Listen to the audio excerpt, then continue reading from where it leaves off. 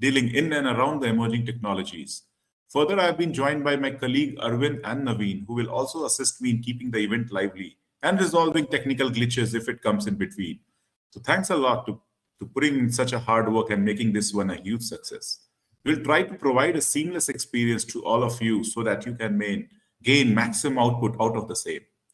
Let me provide a brief background to all of you about AI Code Sprout. We started a couple of years back, backed up by InfoVision, who is our knowledge and innovation partner, and Digit 7, who is our technology partner. Our mission is to serve as a hub for information regarding Industry 4.0 technologies. The focus is to provide all of you a deep dive in all the sectors wherever technology is there. And every month, our theme is different. We are gaining momentum month on month. Our aim is to be number one AI-driven community all over the world so that like-minded people like you can be a part of the same in supporting, growing, and making it a success. The focus is to do industry-backed webinars and hybrid events. The knowledge base will be made from reliable data through industry leaders, subject matter experts, thought leaders, and our partners. We'll enrich the content through different channels like newsletters, podcasts, videos, blogs, digital content, and so on to shed light on the ever-evolving industry. Today, we are having a lovely and unique webinar around the great theme which lays emphasis on breaking the myths about hyperautomation and the key to unlocking data and scaling innovation. So if you guys want to know the difference between automation and hyperautomation, emotions, feelings, myths, how to get the hyperautomation done, and much more, then you are in the right place. We'll go all over it throughout the panel discussion and give lots of insights to you. There are lots more in store for next month with focus on different technologies like AI, ML, blockchain, IoT, AR, VR, digital twins, metaverse, quantum computing, and so on. So request all of you to go through our website, which is aicoresport.io for future updates. Also, please like our social media handles, which will keep you all updated on everything what we propose to offer in the coming month. Before starting with the day, I would like to highlight a few things so that it can set up the tone for the amazing learning and networking day. Special mention about our knowledge and innovation partner InfoVision, who has supported us since beginning and provided us the right support to bring the community together.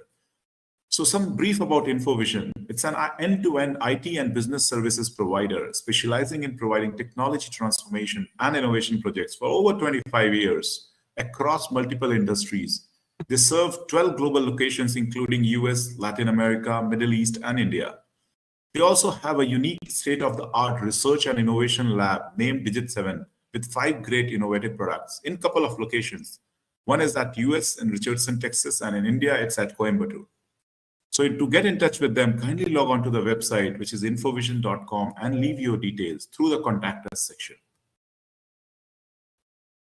Now, moving on and coming to our community partners for today, it includes Consumer Finance Limited, American Express, and Unity Small Finance Bank Limited, who came together to make this webinar a success. Special mention to attendees of the event who registered and came together to achieve their objectives through this forum. At the end of the day, if you gain few things out of this or get to network with each other, our core objective as a platform will be achieved. Further, if anybody wants to ask questions, they can type it in the Q&A section. You can type in as and when the panel member speaks, and we'll try to get it answered as per the time permitted. Now let me hand over the stage to Rajendra, who is the Chief Business Officer, Asia, Middle East, India at InfoVision, and who is the moderator for this panel discussion as well. He's joined by 4 great leaders, Deepak, Shrikant, Mamta, and Vaidyanathan. And I'm sure they will introduce themselves and do the honors. So over to you, Rajendra, to begin this exciting panel discussion. Thank you very much, Nitin. A very good morning to everyone, a good day to everyone. It's absolutely pleasure to be hosting this and moderating this event. They say either you are the part of the automation or you get automated. And that's what's said by Tom Preston One. And we are taking the same theme. We definitely would like to actually take on the overall myths of hyperautomation and see what best is the way that we can deal with them. But a quick fire introduction from everyone. I would like to start with Deepak, who happens to be the founder and the Chief Strategy Officer for Evolio IT. Deepak. Thank you. Pleasure to be on this forum today, and good morning to everyone, or good day from wherever you're joining. My name is Deepak, one of the co-founders of Evolute IQ. Like Rajendra said, I run the strategy and operations for the company. We are a end-to-end hyperautomation enablement platform, working with clients across the globe. And prior to this, I have 22 years of experience in the consulting space. So bring a lot of that, when we're actually doing implementations for enterprise customers globally. Thank you, Deepak. We are definitely going to look forward to hear some real technology insights from you. Moving on to Mamta, who happens to be heading a pretty large portfolio of AI, ML, and the upcoming technologies across the American Express faction. So, Mamta, Hi everyone. Thank you, Rajendra. Okay, so for me, I am like Rajendra mentioned, I'm heading the enterprise-wide ANML platforms and products at American Express, which is where we have our own platform where anyone and everyone in the organization, if they want to do anything to do with machine learning, whether it is for them to learn, develop their models, govern their models, deploy, monitor, or do anything, with respect to the machine learning model, that gets done on my platform. We are, of course, both on-prem as well as hybrid. But prior to American Express, which I joined last year, I was working with Accenture and a few more organizations prior to that. In total, I bring in about 17 years of experience. I was heading the retail analytics practice for Accenture prior to coming to MX. In my personal life, I am married for last 17 years again, with a son who goes to class 10th right now. His board exams are going on, and I love to spend my free time doing a yoga practice and playing Sudoku with my mom-in-law. thank you, Mamta. We are really going to look forward to get the actual practical aspects for both from consulting side as well as from the banking perspective. Moving on to Shrikant. Shrikant happens to be heading the VP Technology faction for Bajaj Auto Finance division. So, Shrikant. Very good morning, everyone, and looking forward for this excited webinar. And all thanks to the sponsors and also to the presenters for making a very good topic, which is very useful in all aspects of technology transformations and initiatives. So myself, Shrikant, and I head technology as CTO for Bajaj Auto Consumer Finance. It's a captive NBFC, or you can call it a captive subsidiary for Bajaj Auto. So the main objective is to promote Bajaj Auto, two-wheelers, three-wheelers, pro biking, and different other products as well for both domestic and international market. So a lot of our efforts are going into setting up new age of fintech process for Bajaj Auto. And it's been like I very newly joined here, been like 4 to 5 months, and a lot of work been happening on setting up this pretty large, massive unit for both domestic and international. And before this, I was with IndusInd Bank, where I was heading subsidiaries of IndusInd Bank, especially Bharat Finance. Bharat Finance, before it was called as Case Microfinance. So my entire experience has been 2 decades of experience in mainly in fintech, finance being my domain, and been part of many large transformations in the industry, especially in the finance space at NBFC. And before that, I spent most of my time in US. I was ex-Microsoft, IBM, and all that, doing a lot of product engineering and a lot of product innovations in that space. So this is all the background of mine, and looking forward to sharing my insights on this topic. Thanks so much. Thank you, Shrikant. I think it's a very good combination, both in terms of fintech as well as the retail from the finance perspective of Bajaj. We are really looking forward to hear your thoughts and expertise. Moving on to very interesting participant, last but not the least, Vedanathan. He is the CIO at Unity Bank. Very recently, they have completed an extremely interesting project. And whether you want to talk about your background and experience. Hi, good morning, everybody. Thanks for giving me an opportunity, especially to AI Core Spot. And my AI and all this journey, interestingly, starts now. And while I've been doing a lot of stuff as a consultant, overall, I've been in the industry for close to 35 plus years in the banking and finance industry. with a 360-degree view as a customer, as a user, as a consultant, as a vendor who sold hardware, software, and everything that is, I'm with Unity now, been with them for close to a year. Unity Small Finance Bank is 1+ years old and trying to compete with the best of the best. So the only way to do that is to do something different, something more unique, something more eye-catchy in the market, and to beat the best at their own game. So that's where technology comes into play, and technology is no more a back office function now. I mean, we get the best seat in the boardroom now, and everybody listens to us when you talk. So AI, definitely, we are, as far as Unity is concerned, we are still looking at that in the starting mode. But as far as AI is concerned, there's a lot of things that are, as a consultant, I've done. So would be happy to share some of them as we move along in this. But happy to be here, and would be learning for me as well when I listen to the other speakers in the forum. Thank you, Vedi. I think the very interesting aspect, the uniqueness and the different aspects that you're going to bring, I think they are going to boost the morale for the automation aspect. So we'll straight away get into the topic. But first of all, before going into this, one question, starting with Deepak. Deepak, can you tell us, is hyper-automation just a new word or a jargon? I mean, there has been automation. Few people have done it, few people have a different view altogether. Or is it just a marketing mimic? I mean, what exactly is it? Maybe if you can share with us the automation and hyper automation, how exactly a technology person will look into it, and then we'll move to Mamta to find out how business person looks into it. So Deepak, starting with you.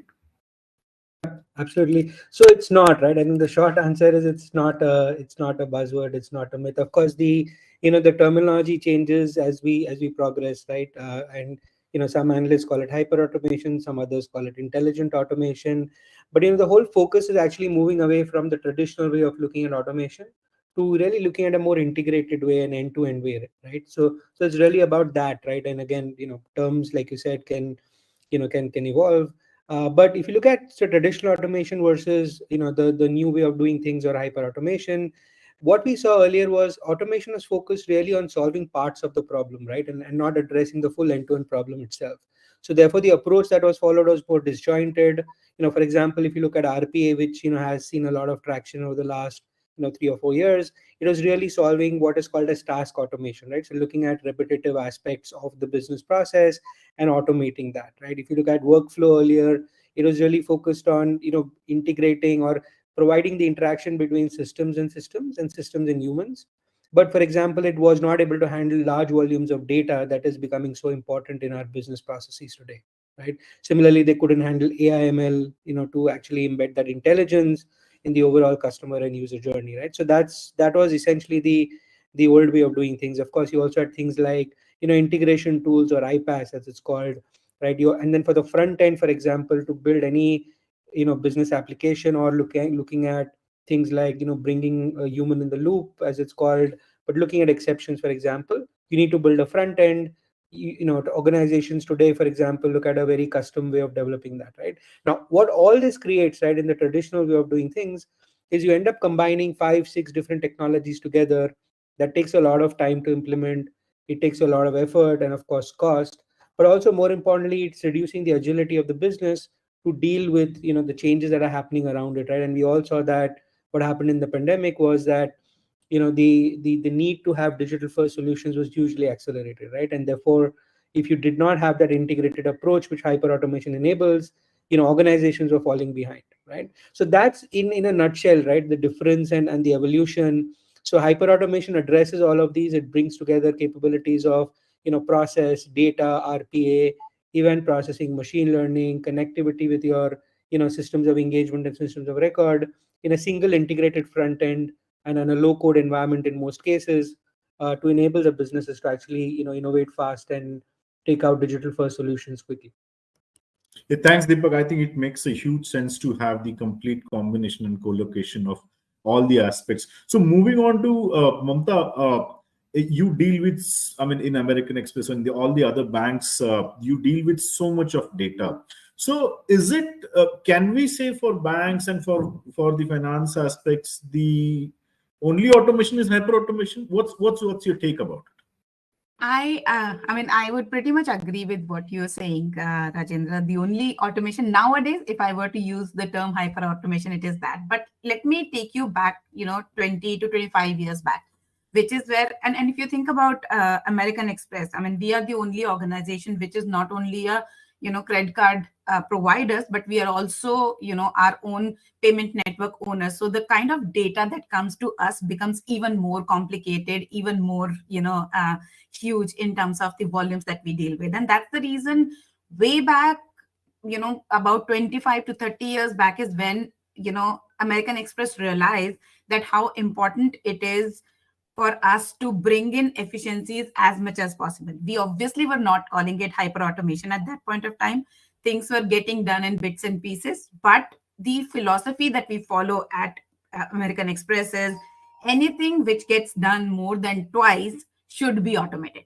Plain simple, right? It should not get done manually anymore. If you feel that it is already done twice and there are more opportunities for it to be repeated, you should just get it automated. That's the philosophy that we always carry on with. Way back in 2010, we started exploring machine learning, and that's where I think most of the financial institutions, I'm not bragging, but most of the financial institutions were still trying to figure out how BI could be, utilized. But then American Express were already, experimenting with machine learning. Right now, we have our own AIML platform and products, which you can compare it with the likes of GCP, within GCP, the analytical environment that they have, or AWS SageMaker, or Azure, analytic interface that they have, and things like that. So that's the crux of anything and everything that you need to do. We need to make it, bring it to the forefront of the business, and that's what brings in the amount of efficiencies we can unlock, right? I mean, if I were to say the difference between automation and hyper automation is, last 5 to 7 years we've started looking at doing things end to end, and also specifically because there is a lot of audit and compliance happening from organizations like OCC, which really has a lot of keen eyes on banks to really say that things which are done in the well governed way or not. Hence hyper automation becomes very, very important. Thank you, Mamta. Thank you so much. I think it's very clear both from technology perspective as well as from the business perspective. So moving straight away into the myths. So Vedyanathan, from your perspective, both as a technology evangelist, as a bank, and the vast experience you have in business, what's the interesting myth or a completely unique myth that you have heard about hyper automation, Vedyanathan? If you were to answer that, people generally think, anything, if you want to do something new, they say it's not doable, or it's like landing man on Mars. That's the first sentence when you try to do something out of the ordinary. Personally, for the automation perspective or a hyper automation, it starts with me. I'm a tech geek. So anything that comes into the market new, a new iPhone, a new watch, a new pencil, a new tab, I connect them all. And since I fly a lot, then this question of what if the plane crashes? So I know, will the office work? Will my family run? So then I called it the blue book. Then how do I automate everything so that my family still lives and they know what is my password to everything? So I have literally automated everything onto my pad, and the password is the same across my laptops in my house and my pad. So that's one of the simple examples of my personal life where everything. The second thing, very very funny thing, like hyper automation. My very dear, very say pet German Shepherd ran away a couple of weeks back, and we were running around to find him for 3 hours. We were helter skelter. Almost my daughter was in tears. Then I realized that that fellow doesn't have a tag or a GPS, and then he realized there is a need. So that dog has to be hyper automated. Now he has to be traced. Now the second thing is, now I love driving. So if you look at cars, so when you move from a normal car to a highly automated car, in my BMW, if I open the right side door, driver side door, the engine shuts off. It's a safety feature. Whereas you open any other door, the car still is running. And I got the feeling that there's something wrong with that car. So I switched it on and off. Then I said, please close the door, restart the engine. Again, it's a hyper automation. Look at our dependency on Google to do anything and everything for a map. Sometimes Google literally takes you for a ride and doesn't know the right route. There may be shortest route, but again, hyper automation. So if I were to talk from a banking perspective, this automation, if I started my journey sometime in '84 with a Japanese bank, and my core banking journey started there. And those were the eras when the nationalized bank and public sector banks were working something called a TBA, total branch automation. They called it total branch mechanization. And it was interpreted the way the advisors, the directors in various banks love to call it. So, and from that to where today, we are doing banking on WhatsApp, internet, mobile, and so 97, when I first lectured about technology, I came with an article called TLRB, Total Leadership in Retail Banking, and AAA Banking, anytime, anywhere, anyhow banking. So in 97, when I present, people said, oh God, I mean, you are a foreign banker, you don't understand public sector, you're trying to land a man on Mars. So they didn't say moon because there was already a man on there. They've got the footprint there. So, but today, if you see, that is done and dusted, everybody has core banking implemented. So, and that myth is busted. So every time you try to do something new, there is a new myth. And people think it's not possible. If somebody takes the initial steps and, oh, it's so easy, we can do it. So there's a lot of, see, if you talk about banking, say AI, ML, RPA, and other digital tools to automate and streamline the business process in bank. We're looking at something where, there are two things that happened in the Indian context. Was this goof up of this demonetization and then the COVID.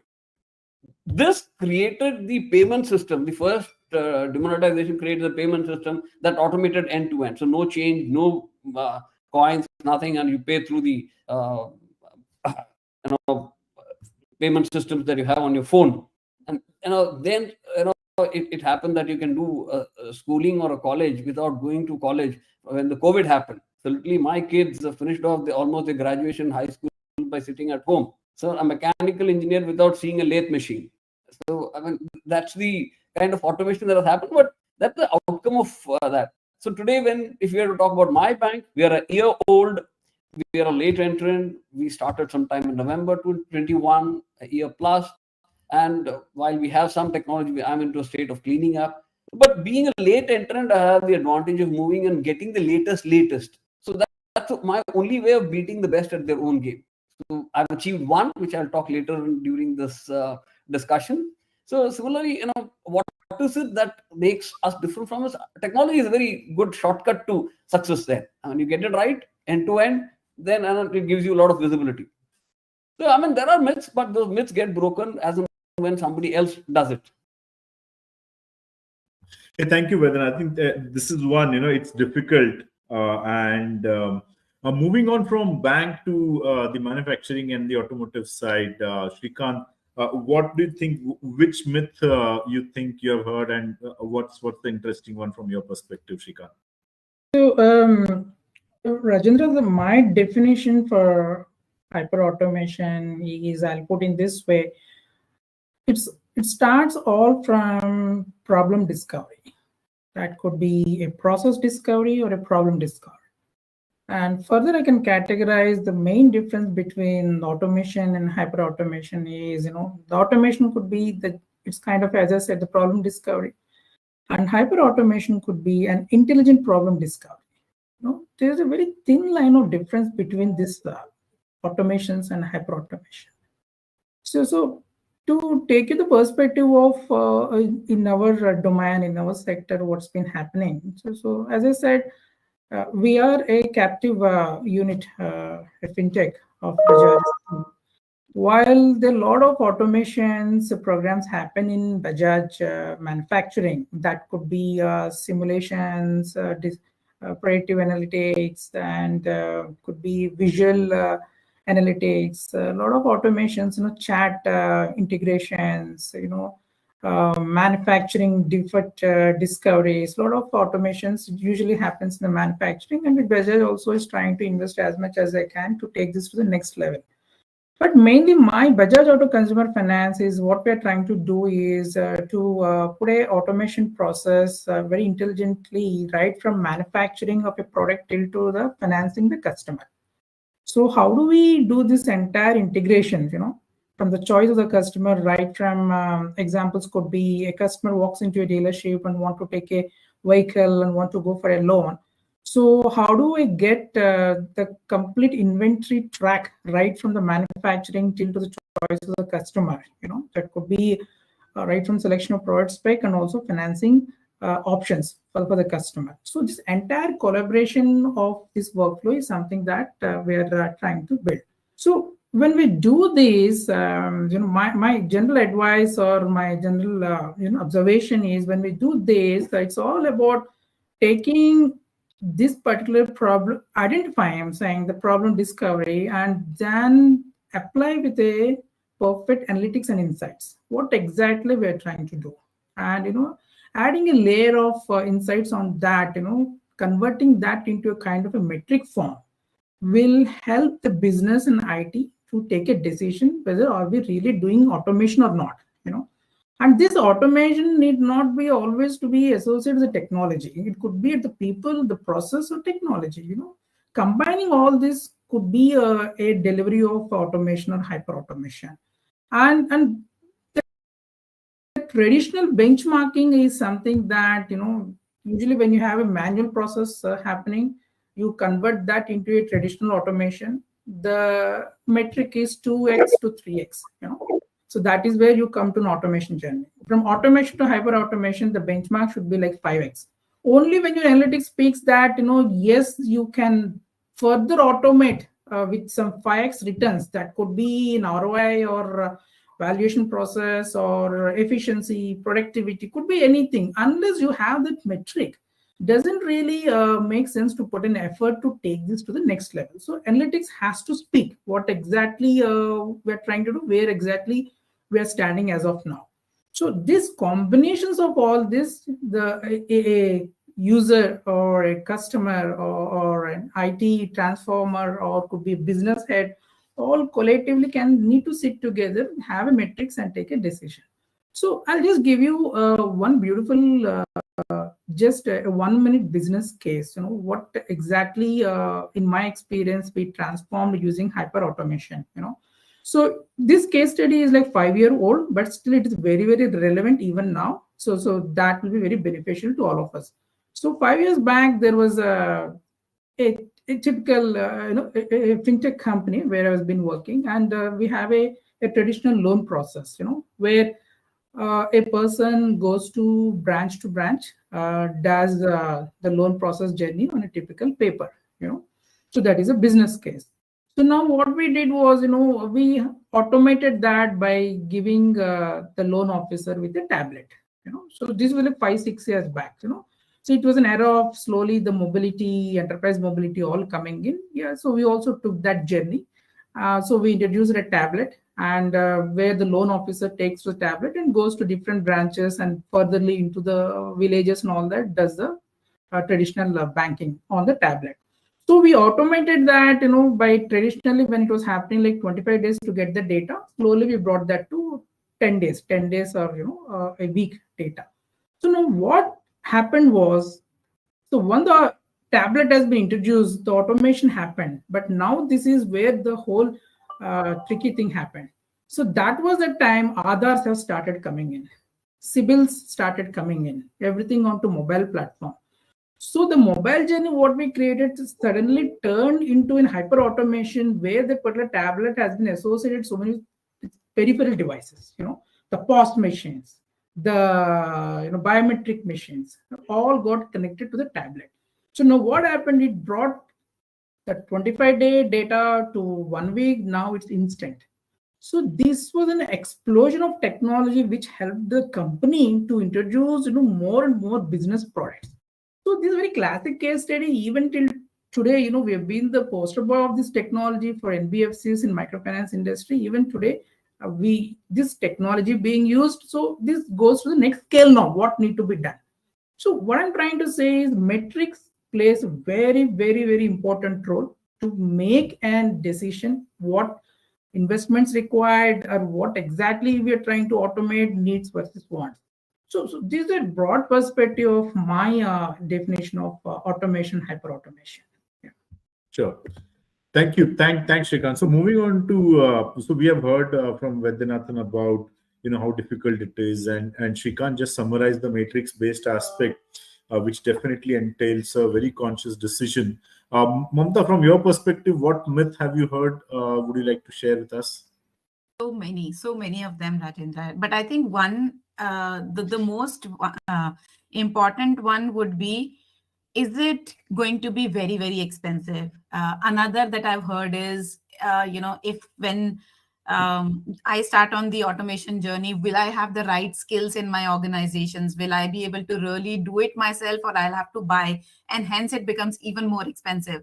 But I feel that, Rajendra, it's all about, the mindset. First of all, when you're starting on your automation journey, why it becomes expensive is because we go in bits and pieces. We do something, and then after some time, we want to do something else, which may need to a lot of rework, which may need to a lot of throwaway work, etc. And that's where, in my team as well, whenever we are going ahead to build a new product, I always discuss with my team that what is the POA vision that we have for us, right? Where is it that we want to arrive eventually? Let's look at that vision in total, define what your strategy is going to be for that POA vision, and then do it piecemeal, which is okay, because then you know what is your end objective. And you are then, just phasing it out, sequencing it out based on how much of budget you have, or based on how much of time you have, what kind of skills you have, etc. Not to say that all the skills that you would require for hyper automation would be readily available in your organizations already. I don't think so.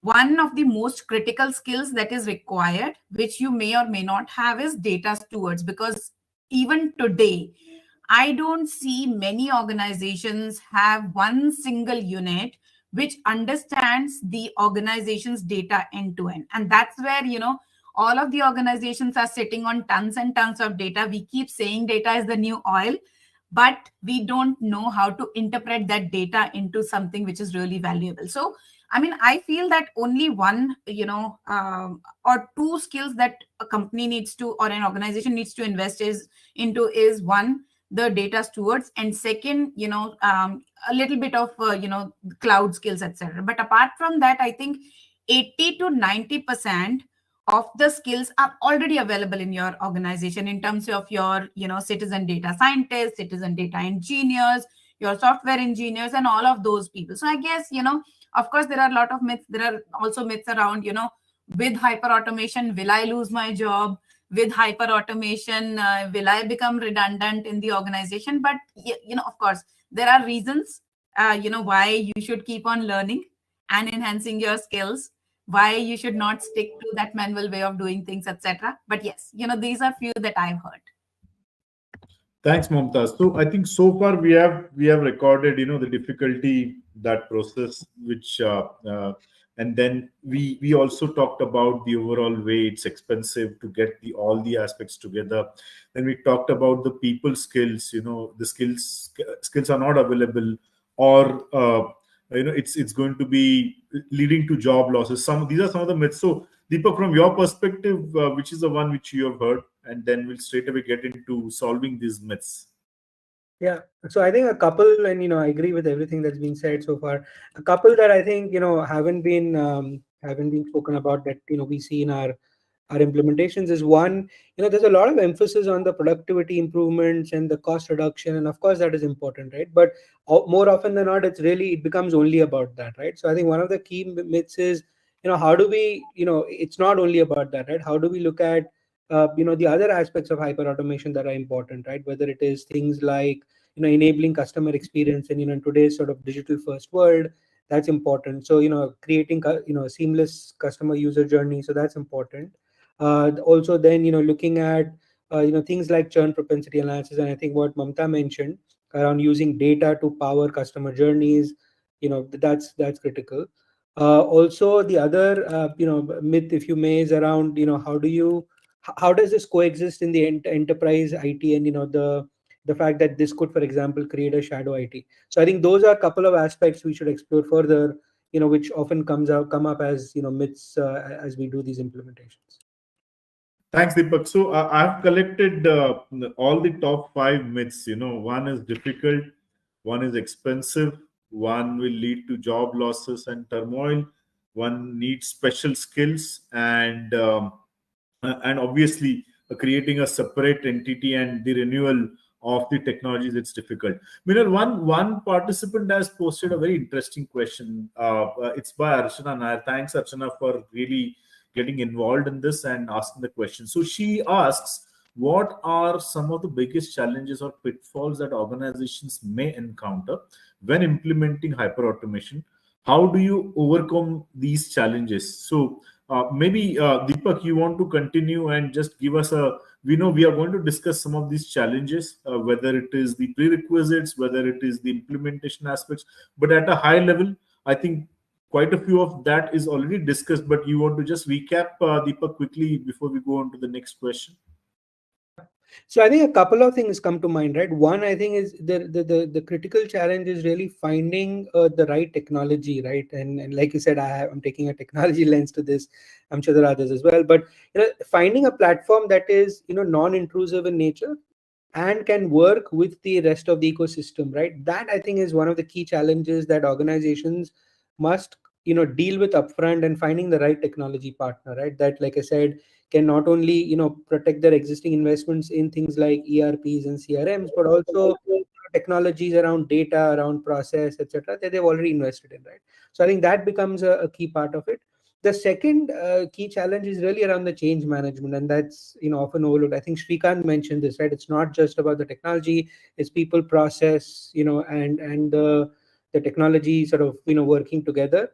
And what we are seeing is, and it also ties back to the whole point we had around, is it expensive? What happens to the existing roles? Do people get redundant? I think dealing with that upfront and really figuring out a right mechanism for the overall personas in the organizations to work together and create that as an implementation roadmap. I think if you deal with both these aspects upfront, then I think you're off to a good journey. Thanks, Deepak. There's one more question by Shreya Singh. I'm sorry I missed this question earlier, but she says, my question will be, how can organizations measure the ROI of their hyperautomation initiatives, and what metrics should they track? So at a very high level, maybe in a minute or so, Mamta, you want to take a stab at it. We know we have the critical success factors and the key performance indicators that we are going to talk about, but at a very high level, would you like to share your thoughts about ROI with Shreya and everyone? For sure, for sure. So Shreya, I mean, if I were to talk about some of the key, things that I would measure if I were to go on the hyper automation journey is, one, how much time am I now going to carve out for my team to do really innovative work? So that's one thing which I think gets unnoticed a lot, right? Because at times we are so involved in our day-to-day work in a manual way that we forget that the human brains are not meant to do repetitive things. We tend to get bored, right? And that's where, even for kids, if you would imagine, we create so many different games for our toddlers, etc., so that we can control their restlessness. And so is there for us as adults. We have our own innovative bent of mind, and we want to give them the right channel to channelize it. And that's where I guess hyper automation really plays a big role. Second thing, I think, Deepak, you mentioned about customer delight and customer how smooth can we make the customer experience happen. So if we are using a lot of machine learning and a lot of AI kind of tools and techniques, you are able to really give them more relevant, give your customers more relevant offers, information, target them at the right time and things like that, which not only leads to customer delight, but also leads to a lot of, preventive attrition control and things like that as well. That is another KPI that I always, look for. And then the third and most important KPI is, how am I able to retain my talent? Because, the industry is moving very, very fast, right? And that's the that's when your talent keeps feeling that if you are being in your cocoon and you're not innovating enough, you're not going and exploring those latest and greatest technology, they feel that they are lagging behind. And that's when they start thinking about looking for some other opportunities and things like that. And that's where you lose all the knowledge, thought capital that you build over time among your people. So how much are you able to retain your talent by investing into latest and greatest technology, by making their life easy in terms of the mundane redundant task, and providing them opportunities to do something really challenging, really innovative? Thank you, Mamta. I think it really summarizes very well. We have one more very interesting question, and I think it should go to Vedyanathan. Manish asks, chatbots used in banks, success or failure, scare of losing the personal touch with customers has been highlighted in the US. And I think this also is one of the myths, that it's all about personal emotions, right? I mean, with the hyper automation, the robotics, are we losing the human, or I don't want to say humane, but that personal touch? So, Vidyanathan, how do you think? How would you like to see to this, and would you like to respond to Manish's question, Vidyanathan? Just to answer this, and all of us are customers of the bank. All the people who are probably listening and who are also talking are a customer of the bank. I think none of us want to get into a phone where it is an automated answer and you have to press numbers after numbers after numbers. You just want to pick up to a person, explain your unique problem, get an answer, and thank you and say bye bye. So probably where automation, I don't know whether we will reach a stage where a robo will automatically answer that instead of a human being. It's still far from there. But some of the mundane tasks can be answered. But yes, if you put everything into these kind of automation where you pick up the number and you take 10 minutes, and you say you are in queue, please wait, and some Western music or pop music playing in the background. I mean, you go say so frustrated that the line drops, then you are back to square one again, dialing the same number. I think, and somehow I come across somebody who has devised a tool wherein in a moment you dial in, then you dial just switch on that particular tool. It dial the sequence of the number 21940. It will take you direct to the operator. So this is another type of an automation to break this monotonous, telephone stupidity. I mean, that's what I feel. Even from a CIO's perspective, I might like to do it, but from a customer perspective, I don't want it. I would rather pick up the phone and directly go to the customer service agent, explain and sort it out. So there is always a pros and con to it. So it's not a one size fits all. But here, there is a very interesting. I think maybe 10 years back, this was a study done in where you go to an ATM machine to withdraw money in London and all that. So some of these older generation people never liked it. They said for them, visiting a bank is a social activity because the machine don't talk to them, doesn't say hi to them, doesn't smile at them. And you walk into a branch, the branch clerk will say, hello, Mrs. Johnson, how are you? How is your health now? What is your son doing? So I mean, they find it, somebody cares for me. I mean, these people who live alone, they get bored. So that is not an end-to-end answer. I mean, while we are still looking at probably a digital banking unit completely unmanned, but that is not an answer or a panacea for all your problems. It's not a one size fits all. It's going to be a mix of both. And going forward, I think, for example, even the CBS, like you said, 97 when I talked, not many had done it. But today everybody has done. So what difference bank A, B, C, and D? So end of the day, the smile on the customer service officer's face. I mean, say before she even asks, yeah, you want to withdraw money, you want to deposit money. That probably machine may not be able to preempt. So I mean, yes, automation, yes, but it has to be very effectively used. Thank you, Vedyanathan. I think you got a very important aspect. We didn't realize that ATM was a classic example of automation. Instead of really giving a physical money by the teller, I think we didn't realize itself. We got automated about 3-4 decades ago, right? But yeah, I mean, moving on to thanks. It's a very interesting perspective. ATM is now a dying breed. People are moving away from ATM because nobody wants to have cash. It is all UPI based payments. Maybe 5 years down the line, you may not see an ATM machine. You may not see even currencies. So I mean, evolution. I mean, that's part of evolution, I guess. True. We have one more question by Subarish, and at a very high level, uh, he says, what advice would you give to organizations that are just starting to explore the possibilities of hyperautomation?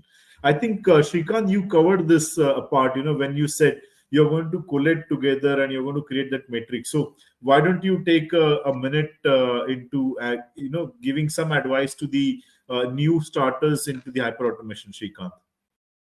Sure. So my advice could be to make it very simple, which is understandable to many starters, from where they need to start this journeys. I would say pick your framework, Start with any framework. That could be a Six Sigma, or could be a traditional SDLCs, or could be any innovation models, or could be a TOGAF model, or could be any framework, which actually talks about identifying the business or IT problem. See, the whole lot of projects actually categorized into either it's the business problem or IT problem, So any decision what you're taking in terms of understanding what where you stand and how to move forward, select a traditional framework that will help you to understand, to give some kind of a metrics, how do you automate. Then the technology selection, the process selections, the people selections can start. So these days, you don't need to be a big wizard to understand these frameworks. Everything is available on internet, few formulas, few techniques you just need to understand, so that it can be easily be achieved. A simple example could be to, because the question is about for starters, let's take a traditional corporate website, So every organization has a corporate website. Now, what happens if corporate website gets hacked? So usually, we put some scripts. So even before automations, we have a corporate website, and how do you get it hacked? It's very difficult to know unless someone goes and visits your corporate website on a daily basis. In fact, we used to have monitoring team also. 10-15 years back, traditional to go and check what's happening on the website. Then we moved to the automation model that, yes, the scripts have come, the technologies have come, the malware, deception technology has come, threat teaming, threat hunting. You put all that into your website. So anything happens, you will get a minimum alert saying that is something has some problem on your website. So to do this, find out, what are the technologies are available which can slowly minimize the automation to get the basic alerts. Once you're done with that, then let's talk about the corporate website hyperautomation. So when anything happens on the corporate website, then an alert has to go to the relevant authorities. Also, it has to go and update your dark web also, saying that there is some kind of hack happen on your corporate website. And it has to go to the dark web, raise a security incidents, talk to the governance, all through automations. I'm saying alert, event, trigger. This is something. So there are ways of automating, and the people friend, technology friend, and all that. But my advice is start with some basic framework, have some notes in place to identify the metrics. It could be a simple Excel sheet, or could be some advanced formula, whatever it is. But whiteboarding is something that someone has to start to understand where you stand. Yeah. Hey, thanks, Shrikant. I just wanted to add something very interesting from my consulting experience. The basic thing that somebody needs to have if you want to start an automation or any journey is to have a clarity of thought. What is it that you exactly want? I have had an experience of seeing RFPs and responding to RFPs running into 200, 300 pages. I cannot divulge the name, but I've seen an RFP which summarizes as, I don't know what I want, but I want it now. So my consulting answer to that, and I got shortlisted also along with the best of the best consultants, consulting names. So my answer to them was, I don't know what I'm giving it to you, but I'll give it to you now. So the problem is they don't know what they want. End of the day, if you don't know what is the consultant or an automation is not going to solve the problem. It could be an automated problem. It could be a very simple manual. So whiteboarding and getting your thoughts right, organized, be very clear what you want. First is your requirement, not for the heck of it. No, correct. I think it makes a huge sense to have a very clear thought process and getting what exactly you want. So we'll get into the next stage. So we have collected the myths. Taking the very first myth, and I'll go with Shrikant first. So Shrikant, you want to talk about the skills. I mean, particularly, two questions which really came up very clearly here. Uh, does automation need extremely special skills? And in case if it needs, how do you create those skills, or how do you motivate people to acquire those skills? So can you get into this myth, and let's take the myth head on. So Shrikant, what do you think? How do we get the skills for automation? I would say it's a general transition happens when you're trying to solve a problem. And so when you bring group of people, it could be an SMEs or business analyst or technology, the process people, and everyone into a whiteboarding to understand that, what we're trying to solve. And especially once we identify what we're trying to achieve, now it comes to the technology. So in technology, I would say we don't additionally need a skill set to automate or hyper automate. It happens with the general transitions, where it's end of the day, the human brains has to put their minds as such, what exactly we're trying to do, what technology choices available. Yes, I do understand that low code, no code, artificial intelligence, machine learning, advanced computing, yes, brilliantly there. So you need to be smart enough to understand, according to your business problem, what technology of choice you want to apply. So once you take a particular technology of choice, then you need to further, do a deep analysis, any smart technology is available to take this to the next level. If not, then you need to automate at the process level. If not, you need to automate the people level. So end of the day, it's not all about technology trying to hyper automate everything. So it's a collation of everyone to come together and trying to simplify the process. So it could be, as I said, the problem could be the IT or could be business. If it is IT, most of your projects, fall into improving your TAT, SLAs, how to improvise a KRS. It would be cloud or could be non-cloud or could be any product innovations. All that could be IT projects. When it's business projects, it's all about end of the day meeting the business requirement. It could be inventing new products or new inventions, or helping them to simplify the workflows, or help them for business numbers and all that. So what I'm trying to say is, there is no skill set separately available in the market to learn the courses, understand how to hyper automate. That could be a wrong approach, I would say. So anyone has basic knowledge of having a decent experience, who is in the IT industry doing some kind of project work, can really hyper automate, selecting the choice of technology what is available. And then so that is, I would say, so let's not misguide that someone has to go to a course, hyper automate, and do an advanced courses. No, basic stuff you do the courses to understand, but there's nothing you invest your money to advance yourself in learning automations, hyper automations. Yeah. Thank you, Shrikant. I think it really clarifies that it's not about skill set in the first place. It's really about the mindset and the way you look at the hyper automation. Now, moving on to the next myth, and we would like to get details about it and the thoughts. So, job losses, Mamta, it's one of the scariest myths about the hyper automation. How would you like to look at it, and your thoughts about it, the overall threat of job losses?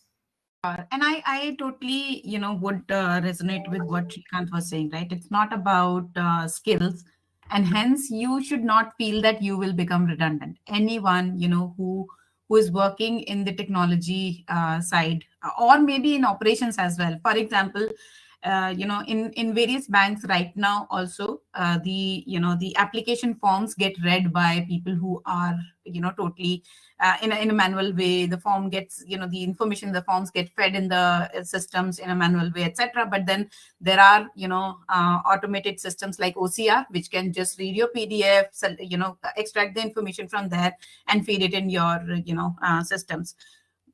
Does that mean that the people who were doing operational work, will they get totally wiped out? No, they will now have to learn how to consume this information which gets created from the OCR systems. See, you cannot ever automate 100%. There will always be this need of human eye to anything. That's where when we are doing document AI at American Express, we also promise that we will be able to help you. We are promising the operations team that we will be able to help you with 80 to 90% of the automation, but 10% of that keen eye to detail will still remain with your folks, right? That's how I feel that you can scale, right? If 10 people were doing some work, now it's only 2 people who would need to do that fine tuning. That the remaining 8 people can be used to expand, your markets, can be used to expand some other pieces of business that you want to, bring on, can be actually retrained to do something else, right? And that's how they will have a bigger kitty of skills in their own profiles that they can, talk about, they can feel proud about, etc. Apart from that, I guess it is very, very important for the leaders to really, when they are starting on this automation journey, to really bring their team onto the entire mission of going into automation. I remember one of the example from my previous organization. I had this big project which was running for last 5-7 years, and all of a sudden the client wanted us to go to a newer technology in the cloud. I mean, we were already using cloud, but they wanted us to use some of the new tech stack within the cloud. So we had this whole thought about, if we do that, will the project stay with the Accenture or not? Will they take the project internally in their organization, etc. But first and foremost, we sat with the entire team. I had a team of some 40-50 people who were working on this project. We all sat together, we discussed what are the things that we need to focus on, what are the skills that we need to bring on to the team, whether we bring them from outside, or it is easy to really redevelop the skills among the existing team members. And what we felt was, it was much easier once the team is onboarded and they buy into the idea that they need to acquire these skills. It was much more cost effective as well as business sustainable to upskill my own team than to bring someone from outside, because making someone learn the culture, making someone learn the business nuances is much more difficult than making someone learn the technology. So I feel it's all about, the right attitude that people need to bring to the table to be able to learn the new technology, and the right mindset of the leaders. That just, would do away with any kind of fear that we may have in terms of job losses. Thank you, Mamta. It makes a huge sense. Sorry for interrupting. Just on the learning part, just wanted a small note. The challenge, as I have seen in my all these 30 years of experience, is not learning. It is actually the unlearning the past and learning the new things. You can't sit in the past yet right down to the future without getting off the saddle. But people never do it. They don't forget. For example, if you used to driving on the right hand side in India, you land up in US, your left hand will be automatically searching for the gear. But the gear is on the right side. The problem is not learning. The problem, you have to forget that the gear is not on the left side, it's on the right side. Exactly. So it's unlearning is a critical aspect of learning. And one more thing which I just remembered, Vedi, since you started talking, in the beginning you spoke about UPI coming in and then cash becoming redundant and all of that. One of the backside of this, what I've been hearing in some of the WhatsApp university chats is, toffee business has suffered a lot because of this UPI payment, right? Yes. So, I mean, of course, toffee business may feel that, oh my God, we are becoming redundant and things like that. But at the same time, we are also, this is also helping us in reducing the diabetes of people, right? So there's always a plus and a minus. It's always which side do we want to look at. Perfectly, very well said. I think it's a very balanced aspect. So continuing with Vaidyanathan, with job loss is the same question, and I know you're going to with learning and unlearning aspect coming from you, you're going to use the antidote here. But I would say the job losses, in fact, we should be worried about getting more jobs, right? I mean, what's your take? Is the hyper automation, it will automate few things, it will create new jobs in new sectors. So your take about the job losses, Vaidyanathan?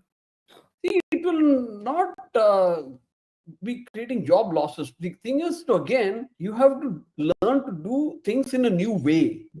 So you can't, like I said, keep doing it the old way. I mean, you have to forget what you've done in the old way. Maybe doing it, gone are the days when you had this phone, when you have to, to dial one number, it will take you 1.5 minutes to ring the dial, go in circles and again. Today, you can say, Siri, please dial my wife, and dial. Simple. So you have to unlearn and learn. I mean, that's the, one of the things, like, for example, we did, we went through this CBS implementation, which has created a big hullabaloo in the market where, people take 18 months to do a CBS. It takes almost 3-4 months to sign an agreement.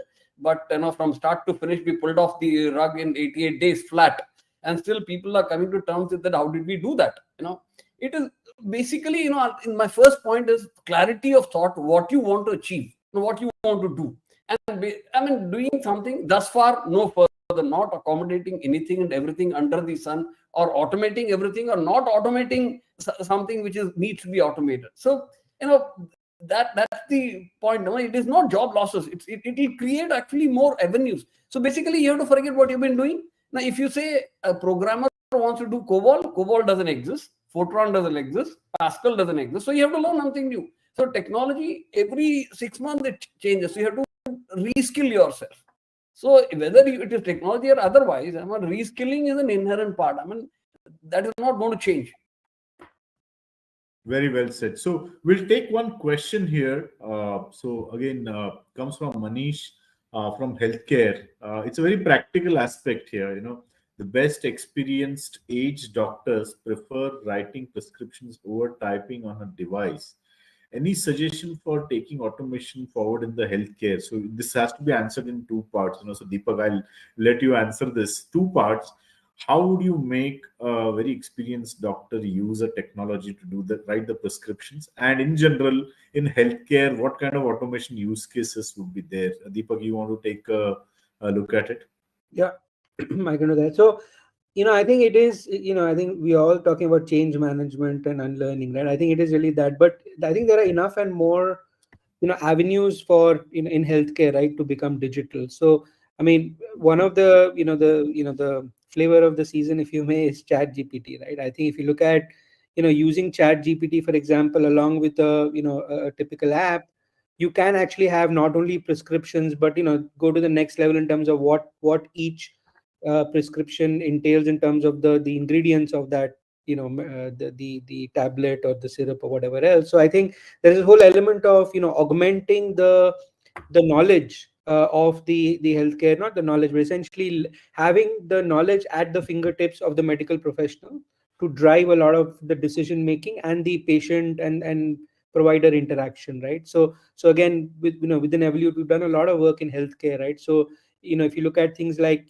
critical care management, right? How do you use, for example, event streaming, so data coming from, let's say, medical devices, and even preventive healthcare, right? So data coming from your Fitbits and your Apple Watches, how do you process that real time, combine with machine learning, and drive, we spoke about customer delight, but in this case patient delight, right? So how do you create that end-to-end workflow and customer and patient journey? But the short answer is, yeah, there is technology available. I think it's a combination of leveraging that and the change management and enabling the right tools, right, with the professionals. In terms of the second point, Rajendra, around the use cases, again, I mentioned a few, but healthcare is actually at the cutting edge of change. I think we spoke about banking, so banking actually has been leading so far, but I think just given a lot of constraints around whether it's cost, whether it is just availability of talent, I think the infusion of automation in healthcare, right, is going to be huge, right? So it's critical care management I spoke about, and leveraging that. The other aspects is around even the medical professionals using by Mamta, you said OCR, so IDP, infusing a lot of those, and then using NLP, etc., to create almost like an assistant, if you may, for the medical professional. That's another key aspect. And the last aspect is around streamlining the whole insurance provider, the medical provider and patient interaction, right? The triaging of that to make your claims processing, etc., a lot more quicker, faster, and cheaper, right, for everybody involved. So those are 3-4 use cases that we have done, right, in healthcare that I think come to mind in really taking it to the next step. Thank you, Deepak. So far we have seen how difficult it is, how difficult it is to get the skills, how easy it is to rebuild the skills, what kind of mindset do you need, Then we also saw it is actually not a job loss. So moving on to the next myth, Deepak, uh, the affordability. I mean, for an example, hyper automation, can it be done across the wide spectrum of industries which can afford a very basic technology right till the high end technology? The high end technology guys can probably afford it. So, in terms of expensive or in terms of the need to create a separate parallel IT system nowadays, that sometimes we think. So, how affordable? How can we make it easy? It is the hyper automation, Deepak. So our firm belief is hyperautomation, or in general automation, should not be expensive, right? The reason I think it becomes expensive is on three or four counts, right? One is, I mentioned in my introduction earlier of what hyperautomation is. My initial thoughts was what organizations end up doing is procuring 5 6 different technologies, right? They get something for your process orchestration, you have something for your data integration, you have something for the front end, RPA, etc., etc. Now what you have to do is, you have to spend 3 4 5 6 months putting all this together. There's a team that works on it from a technology lens, and creates those point to point interactions, and integrates all of that. The second is each of these requires a niche skill set, right? So whether it's in on data side, for example, you need a Python programmer, right? And for the front end, you need somebody who understands JavaScript and mean stack and all of the those aspects, right? Then for your RPA, you need somebody who understands RPA and workflow, etc. Now, if you're able to have an integrated platform that looks at it consistently and have the same skill set across all of these, right? And with low code, no code, overlaying our automation, that's now possible, right? So that's something that can actually significantly reduce the cost of implementation. A, have an integrated platform that has the end-to-end capabilities. B, the platform should be able to do 70 80% of the heavy lifting in a low code no code manner, and only bring in the expert Python developer, etc., when you need to, right? And I think back to what we've spoken about, reskilling, that's where the enterprise can actually get involved, right? So if you look at operations people, or people who are business analysts and domain specialists, and I think, Mamta, you also spoke about citizen data scientists, etc., right? So the concept of business technologists and citizen developers is proliferating in the enterprise. So if you can then leverage existing roles in the organization, equip with them, take out the mundane aspect of what they're doing, you can actually get them more involved, and then scale your automation very quickly, and do it in a way that is leveraging the rest of the enterprise. It's not expensive because you're not hiring new skill sets, and then also takes away the whole concept of shadow IT, because it is not, right? I mean, you have the organization that understands the business the best involved in the automation, and also with the right platform, you can create the guardrails and the governance to make sure that you're not sort of doing things on the side. So it's really about abstracting away the complexity of the technology while not compromising on the software engineering principles. So it's really about making it simple, not having a shortcut right to the implementation, right? So if you do all of this, I think you can actually implement automation at scale and do it at significantly lower costs. Thank you, Deepak. I think that really clarifies about the whole mindset of the whole hyper automation being expensive. So, Mamta, you talked about a very interesting aspect while answering a question earlier about the ROI. And one of the aspects that you talked about, it's not about pure play money. It's about you measure it in terms of the time that you can get to focus on new innovative and strategic aspects.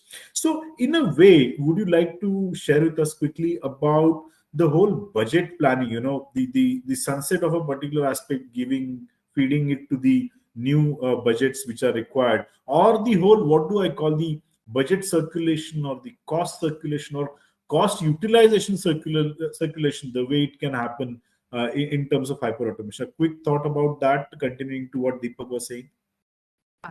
For sure.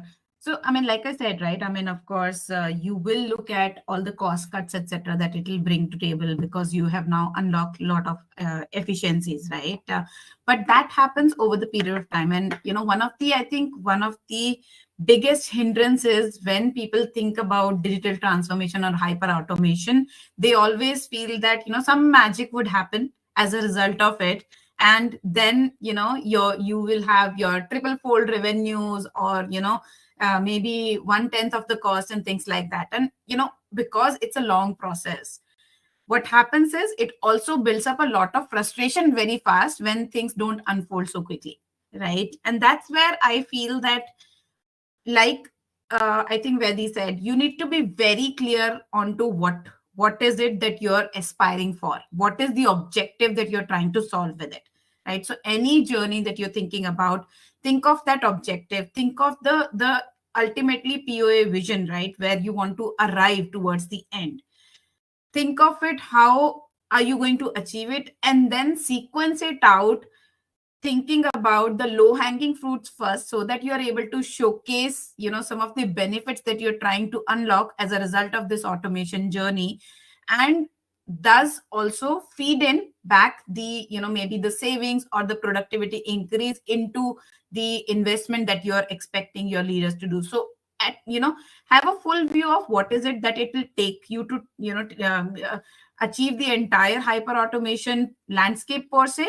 But when you're asking for budgetary requirements, only ask for a small POC that you want to show, which will help you achieve those results, achieve the benefits out of that POC, feed that back into it, so that it becomes like a constant loop, and the leadership also sees you really driving some benefits. So it's all about how do you prioritize, how do you really keep on measuring what gets, and I always say that what gets measured is what gets delivered, right? So when you're on your hyper automation path, you have to ensure that whatever you promise to yourself or to your organization, you have to keep measuring how soon you're achieving it, how close you are to achievement. And if there is some failure, which is okay, then it is a failure fast enough to go for a course correction. That's how I usually ask for the budget to my leadership in my organization, and usually I've been able to so far get whatever I've been asking. So yeah, I feel it works. Thank you, Mamta. I think so far we have collected a good amount of myths and we have busted good amount of myths. So very quickly getting into now the myths are being busted. A very quick discussion about how do we implement this. And to begin with, Srikant, one question to you is: are there any prerequisites? Just a quick fire list of any prerequisite or any readiness assessment that needs to happen. What are your thoughts about it? I would say the key considerations you need to take when you're building your hyper automation portfolio. You can call it as prerequisites or constraints or considerations, but I would say 3 or 4 I can talk about. One is time to market constraint, or always have be clear on your time to market strategy. By introducing the automations, hyper automations, what exactly your tags and SLAs will affect the entire workflow. Sometimes it may give you instant edge, sometimes it takes time, where you see the results only after a certain period of time. So time to market constraint is something that very important to keep your entire business portfolio or your management, to keep them aware what could happen by introducing this hyper automation. That is one. 2 is the total cost of ownership. Again, your return on investment and cost of ownership, which again goes back to your overall budget. What could be the capex, opex for this hyper automations? Is something that you need to be aware what you're trying to do. Third is the skill set. So whether do you also need to do your reality check, whether does the organization or does your both the business side and also IT side have a minimum skill requirement to absorb the hyper automation, or any special trainings are required. So these things you need to keep in mind. And finally, vendor check, vendor maturity and vendor check plays a very big role, because sometimes you end up lot of your expertise on vendors and partners, and which plays a very, very important role. So that where you spend time on your strategic work and you rely on technology with vendors and partners. So a kind of a skill check, or could be their experience check, expertise check, plays a very important role. Ensure that the vendor to whom you're trying to onboard have a decent experience, expertise, or working this hyper automation. So this could be the 3 or 4 constraints factor in your strategy. Thank you, Shrikant. I think you summarized it very well. So now moving on from the checklist or a prerequisite of hyper automation to begin with, Vaidyanathan, we would like to understand: is there any critical path involved in hyper automation, or is there a sample workflow, or is there a model that you think you would recommend to the users? Very high level model of or a critical path, Vaidyanathan. One of the things is, which I always say, being a consultant, a vendor, a user, a customer, a 360-degree journey, the critical path for anything, be it hyper automation, or even a journey, is 80% planning and 20% execution. So if you plan your things correctly, absolutely, the rest 20% is shooting the ducks. So, and that has been done like an army-like precision. And people have asked me, why is it and how is it that this particular task of doing a CBS in 88 days was achieved?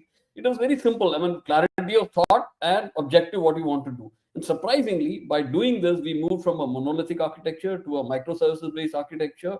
We saved half the money, and we saved almost more than half the time. Typically, they say, a CBS is like doing an open heart surgery while running a race. And people are so scared that they don't even take a decision on it. And they keep mulling over it and have these in Hindi, I would call them Ardh Gyaneshwars, who have half the knowledge and have full recommendations. And it's very, so you need to have horses for courses, need to have the right people in the team and who can contribute and who are part of the same journey. And you have to be very clear what you want. I mean, once you have clarity and then you get it down, and don't keep everything on the mind, write it down, put it on the whiteboard if you want it, right in front of you to see what happens. And then, just go for it. If you have, and one of the things which I personally learned in this journey was, if the leader has 1% doubt, the rest 99 will add that 99% doubt. So don't do that. So there is the same, the poem which says, the charge is the life brigade, not to question why, but to do and die. That's it. Simple, straightforward, do it, and don't look back. I mean, there will be problems, you have to take it and then move on. But I think, you have to, and don't, have herd mentality. Don't automate for the heck of it. Just because your neighbor has a Samsung refrigerator, don't buy a Samsung refrigerator. You may not need a 365 liter. You may be a single person, you may need a small refrigerator. Similarly, automation, just because somebody else is doing, don't do it. Do it because if you need it. See, one simple example, there are some pitfalls of hyper automation also. A car is a classic example today. I like the old way the dashboard was made and the switches were there in the cars. Today, the modern cars are all completely screens. But the pitfall to that is you take your eyes off the dashboard and look at the screen. You're in for trouble. It's go to dash. But if you have switches which you can work like a blind man, and you know the size of the switch, location of the switch, you don't have to take your eyes off the dashboard, you can switch. So sometimes living with what it is, a simplistic way of looking at things is much better than doing hyper automation for the heck of it. But at the same time, you can't avoid hyper automation. You have to get the best balance between the two. Thank you. I think it was absolutely fantastic to understand those aspects. So very quickly, we now have about 11 minutes, and so Deepak, you have done so many hyper automation implementations. Specifically, if you can just talk about the results. We in sales, we always sell the result. We don't sell how exactly blah blah blah and all that stuff. But you want to talk about the success stories and what is the kind of impact it has done, the hyper automation in terms of results? Sure, Rajendra. So I think so the EIQ platform has been used to implement use cases across industries and domains, right? So we've got implementations from banking, insurance, and healthcare to manufacturing and retail. From a domain perspective, we've cut across customer experience, like I said earlier, into the use cases to the back office, automation, etc. And I think typically when we look at defining the key success factors upfront, they are typically sort of at two levels, right? At the one level is what you would call as more operational KPI. So things like we spoke about productivity improvement. So for example, reduction of that by 60% as an example, or cost reduction. If you look at a typical process, one of the key metrics that get measured is average handling time, right? So if you have a, let's say somebody calling a call center, what's the average handling time? And then the key metrics for that could be to reduction of that, from, let's say, because every second is important, from, let's say, 2 minutes to, whatever, 1 minute, right? That could be a key metric that you want to, and we've delivered that kind of impact from a end-to-end perspective. And then if you look at customer service, for example, we typically measure that from a NPS score. So we drive, clear path, flight path to reducing and rather improving the NPS score. The second level, right, that which we look at is really around the key business metrics. So we've, for example, in insurance, one of the engagements we worked on was really focused around working with underwriters for faster cash realization, right? And we were able to drive 50 to 60% reduction in the realization lag, if you may, right? Similarly, one of the use cases in banking was around loan or using ML to actually drive faster loan disbursements. So there it was really around improvement in wallet size by 60%, right, as an example. Similarly, healthcare, it is really around metrics related to the patient, etc. So for example, reduction in payment timelines, reduction in denials rate by 60% or 40%, whatever, right? So it's really around those business metrics that we typically focus on. So those are the kind of use cases and Rajendra, the metrics that we look at and the kind of impact we look at creating through hyperautomation. Thank you, Deepak. So we'll move on to the last section of our discussion. We'll obviously wait for the questions. We have about approximately 8 minutes, but as a key takeaway, so starting with Shrikant, as a key takeaway, what would you like to talk about as a key takeaway or a message to the audience, those who want to try the hyperautomation? One, additionally, to talk about the success of this hyperautomation, one advice I can say is, try to introduce as much tooling as possible to, measure the entire journey of your hyperautomations. So your hyperautomation portfolio, your technology portfolio has to be in a way that it can be tracked at every level. It could be in a task automation, or could be process automation, it could be any business operations. While you introduce your digital operations, digital sec operations. There's so many jargons now these days, which changes the way you code, you develop, you design, you test, and you deploy. So in this entire journey, where introduce as much hyper automation as you can, but start measuring that in form of a tool. So that also adds an additional layer of kind of a mature process to make sure that it is tracked end of the day, and which is very important for IT heads.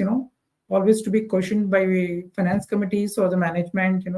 The kind of investments what we are trying to make. At the end of the day, you need to give perfect ROI or your kind of spent details. So introducing as much tooling as possible at like event processing, or could be anything, that will really make life easy, to all the people across who are trying to do the hyper automation. Yeah. Thanks, Shrikant. Well said. I think tool is aspect is very important. Vaidyanathan, we definitely need one line philosophical quote from you for hyperautomation. What would that be?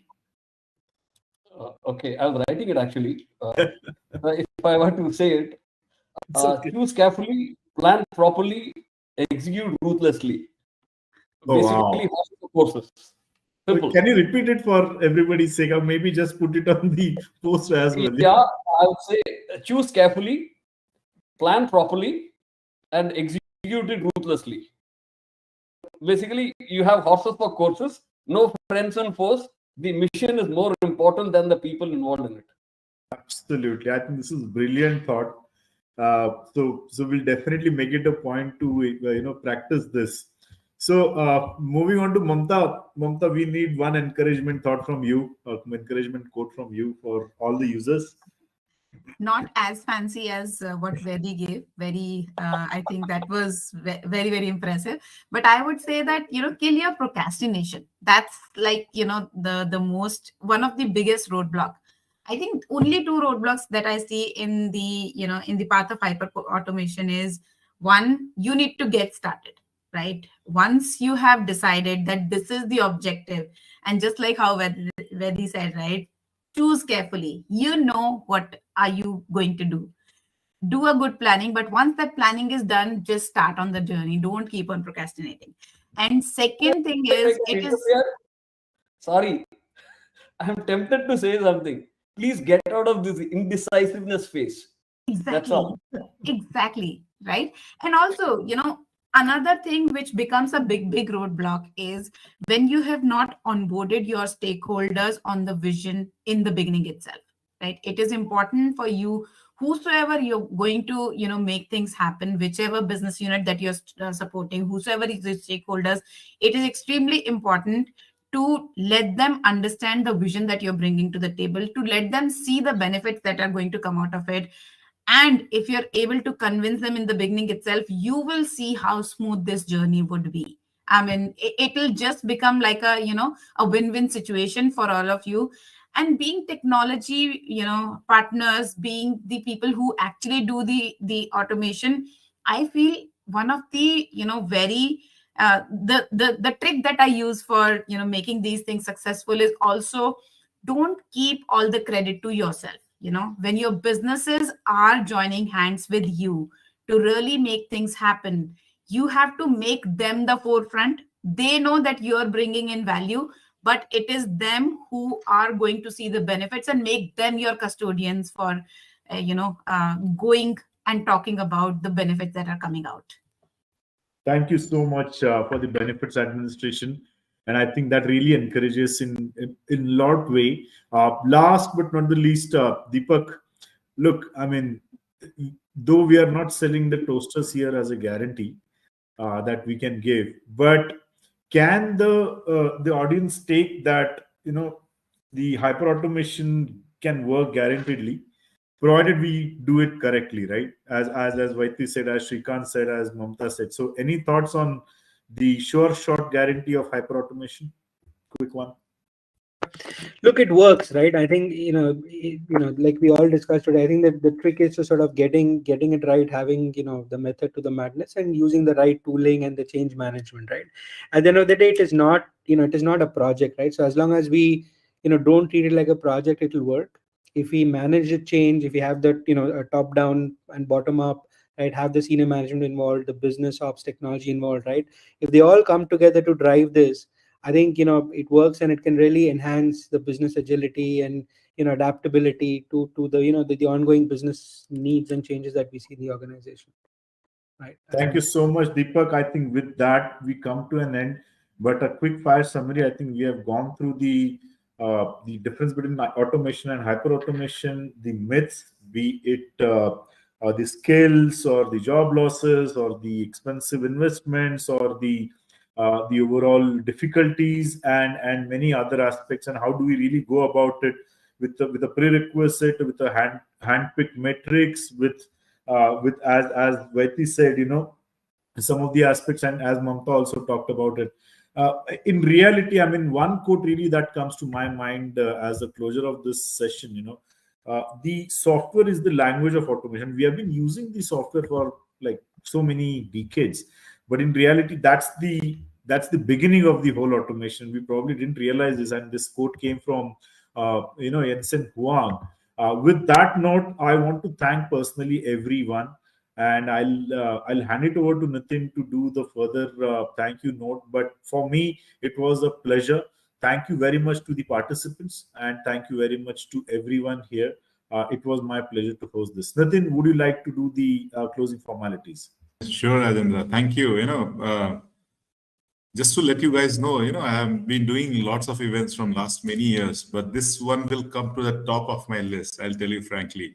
The way you guys made it, it was lovely. And the way the hyper automation is seen, to do in a simple way, and the quotes by Vedi, Mamta, Deepak, Srikant, it sets up whatever we had to do. So I think thanks a lot, all of you guys, to come together and make this a good success.